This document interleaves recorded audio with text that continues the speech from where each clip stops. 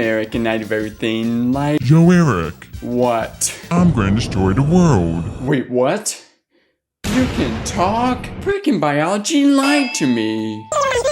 Not now, Timmy. So, how do I beat you? You can't beat me, I'm immortal. Ah, found it. Wait, what? According to WikiHow, you need to play the Soul Eater games to defeat you. WikiHow, you mother... Soul Eater games. There are a total of 3 of them, with the first one being Soul Eater, Monotone Princess on the Wii that, interestingly enough, was developed by Square Enix. That's right, the Kingdom Hearts masterminds themselves made this game, and oh boy, you could tell. Because in both games, I have no freaking clue what's going on, yet I love it. Boom, opening. Admire this castle. This is Death Weapon Meister Academy, a school founded by Death to train Meisters and demon weapons, maintain world order, and prevent worldly disasters. And the people there caught wind of Mr. Red Eye himself and want to defeat him before it's too late. And what better way to beat them than to train 13-year-old kids into fighting them, which is where the training mode, i.e. the gameplay, comes to the picture, which, oh boy, is pretty bad. Firstly, the controls. My goodness, the controls. There's only one attack you can do throughout the entire game. And that's pressing the A button to do the same combo over and over and over again.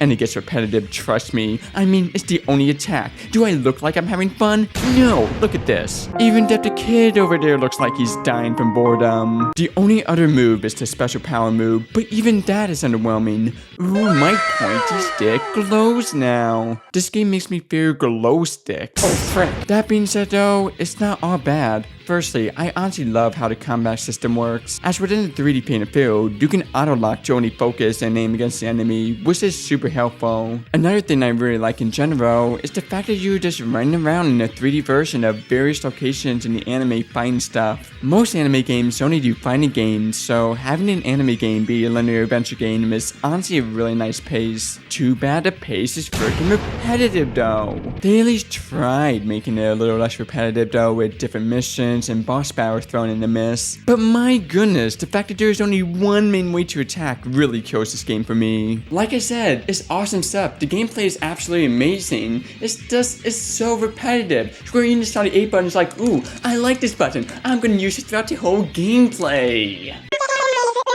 Speaking of pressing my buttons, you wanna know else that presses my buttons? Not the little show referencing the characters, that's actually really adorable and clever. Everything else looks awful though. Hello, you're a Wii game from 2008. What compels you to look like a PS2 game then, motherfucker? Even Kingdom Hearts, the game you made 6 years prior to this, looks better. This game looks like a total freaking snooze fest, and somehow makes the unique world of Soul Eater look like the most generic town ever. Boring. And you have no excuse. You don't, because not only do a couple of scenes legitimately look amazing, but the visual novel parts of the game look amazing as well. Okay, and what's amazing. The visual novel parts are awesome, as you got mouth movements and animations, legitimately humorous and intriguing storytelling, and... Hi-san!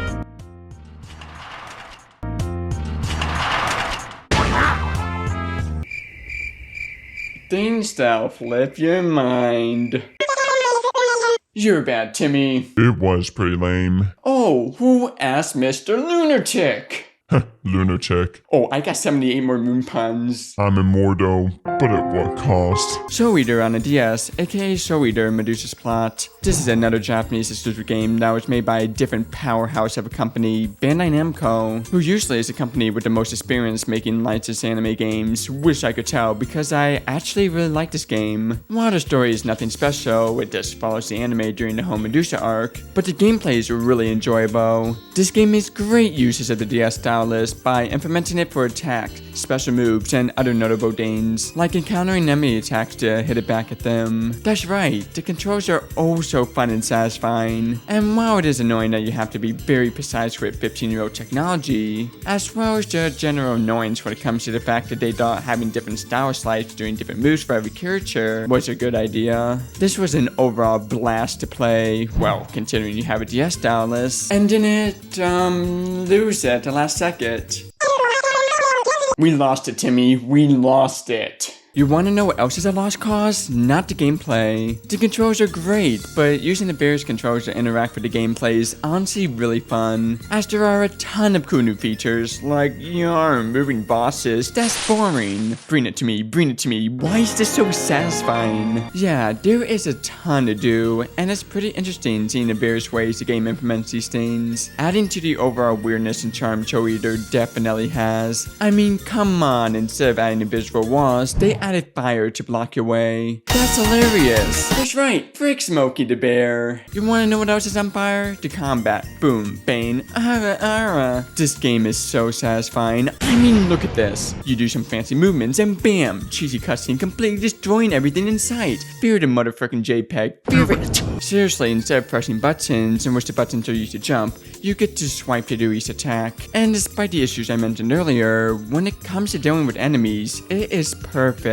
As with the swiping technique, you can control what enemies you beat and how to deal with these, which is just a strength of the DS in general. Plus, there are boss battles in this game. Freaking boss battles that follow the simple 3 different move structure. Do one thing, get hit. Do another thing, get hit. Do one last thing, bam, dead. But still, it was fun, enjoyable, and hard. Oh boy, it was hard. But at the end of the day, these boss battles definitely give you that overall DS charm. And speaking of DS charm, can we talk about how cute these characters look? I don't know what genius of Bandai Namco is like. See Blackstar over there? He's nice and all, but what if we made him chibi? Aw, isn't he adorable? I want to pet it. Pet, pet, pet. Aren't you the cutest thing?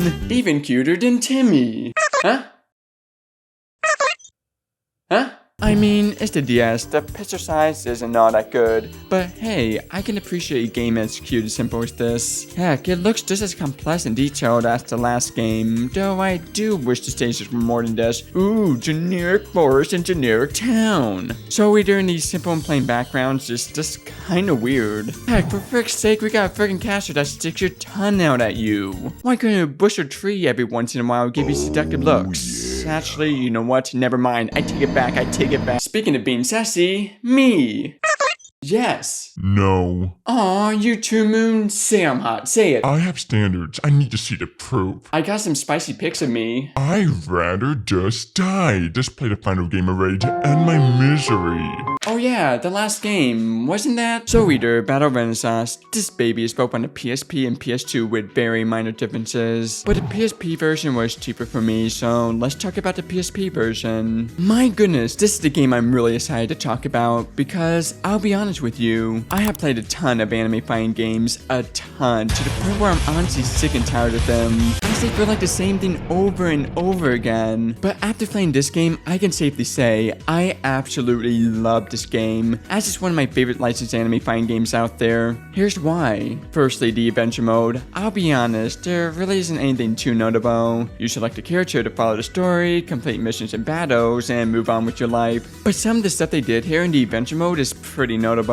Firstly, they came up with the perfect way to prevent you from being spammy, and that's having you play missions while moving buttons for you, making you unable to use it, which is pretty awesome and downright hilarious. I had a reaction of betrayal and dumbfoundedness when this happened. Here's a visual reenactment of it. That's strange thing to talk about aside, the adventure mode is really well structured in general, though it doesn't do anything special. However, I have got to talk about the gameplay of this game, which was honestly a blast. Starting with my personal favorite part of the game, the characters. All the characters are so unique to how they play, and perfectly represent just how amazing and lovable the characters are in Soul Eater. I mean, we got Krona, who plays and attacks like a possessed person with slow but powerful attacks. Wholesome Wish over there dropping pumpkins and turning into a cute little kitty. Oh, a cute little kitty. And our mad scientist over there with a chair. A freaking chair. Bear me mortals, for I have chair. Chair, chair, chair, Wii. Wanna know what else is Wii? The overall gameplay of the game. The characters are so charming, so controlling and felt like a blast as well. Especially since playing this game honestly does feel a little bit different than your typical fighting game.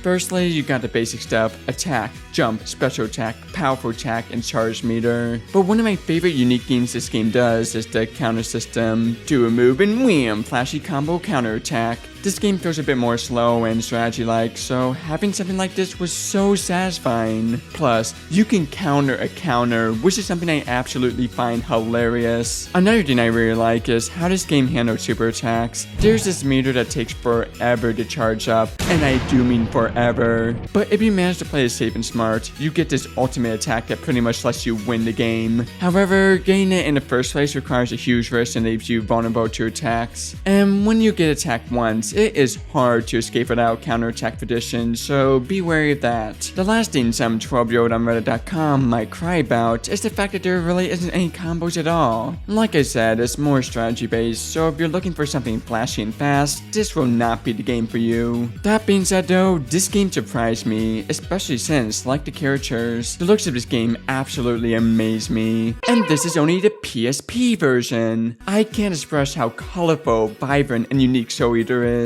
And this game perfectly showcases that with its unique and wacky stages from the anime. That was amazing. Well, Mr. Boone, ready to see my spicy pics? Oh, that's right, he's dead now, frick. Yeah, but he seemed nice. Whoa, twist feeling mush? Oh, frick, he's serious.